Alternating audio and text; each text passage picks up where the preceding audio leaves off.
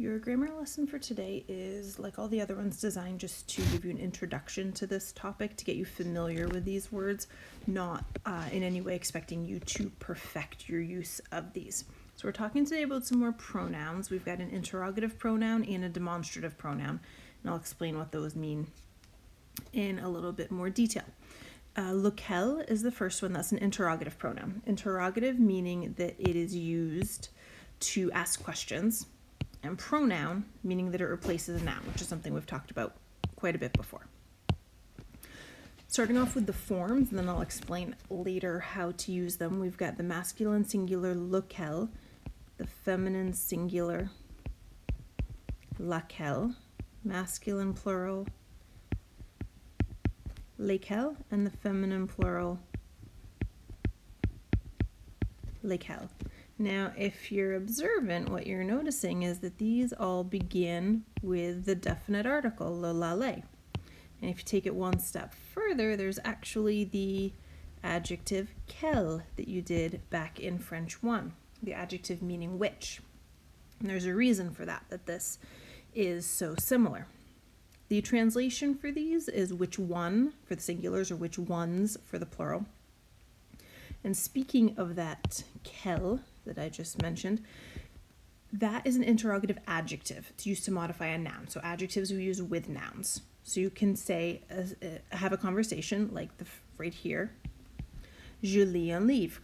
So someone's making the statement, I'm reading a book, but you don't know which book they're talking about. So there's two things that you can do. You can either, with the adjective quel and the noun livre, you can say quel livre, which book. Or what this new pronoun is going to do, this is a pronoun, replaces the noun, is allows you to say which one instead of which book. So it allows you to avoid repeating that noun. So two totally valid follow-up questions that you can ask. They just serve different purposes if you'd like to repeat the noun or if you want to use a pronoun to replace that noun. Quel livre or lequel. The point in saying this is that you would not use lequel with the noun also. You would never say lequel livre because you wouldn't say which one book.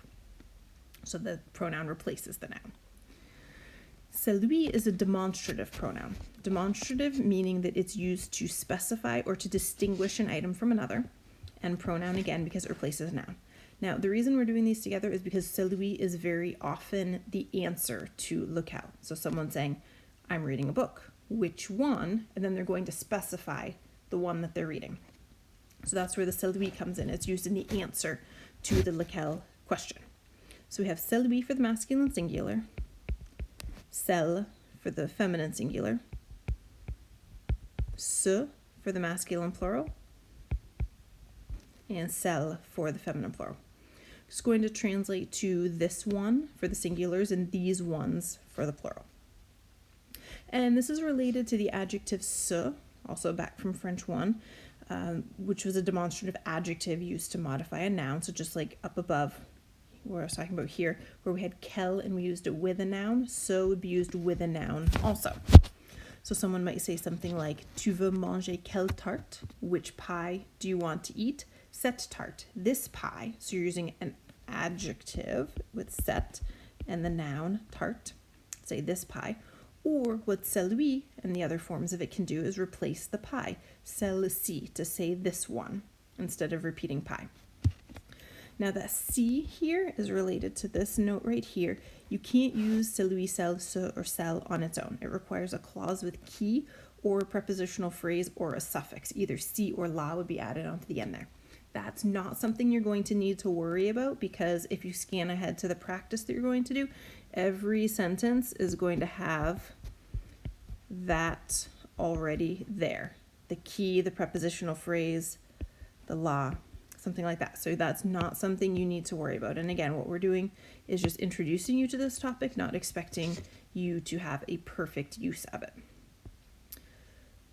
So as far as this practice goes, the first blank is always going to be a form of lequel, and the second blank will always be a form of celui, because as you notice, the first blank has a question mark, so it has to be the interrogative pronoun, and then the answer to that is going to be the demonstrative pronoun. The way you're going to choose is you have to look at the noun that's in the first sentence, la tarte, and you have to ask yourself, is it feminine or masculine, singular or plural? And that decision is going to guide your choices for the rest of the conversation. La tarte is feminine singular. Now remember that we're using an interrogative pronoun and a demonstrative pronoun. The pronouns are replacing the noun. It's this noun, la tarte, that's being replaced with the pronouns. So the pronouns that we pick have to match the gender and number of the noun that we're replacing. So la tarte is feminine singular. So we need to stay feminine singular throughout the entire conversation. So I want the pie. You're going to ask the clarifying question. Which one? We need the feminine singular, laquelle. And then the response is a form of celui, the feminine singular form being cell. So I want the pie. Which one? The one that is apple. It doesn't translate well into English. We would say the apple pie in English, but in French, this is the structure that works the best.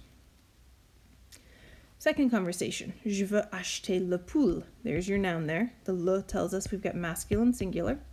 So in our question, we need lequel, masculine singular form. And in the answer, celui, the masculine singular. So I want to buy the sweater.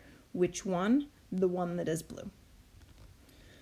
I'll stop there so you can do the rest of them on your own. So that 3 through 10 continues on to the next page. 3 through 10 is what you'll turn in for a homework grade.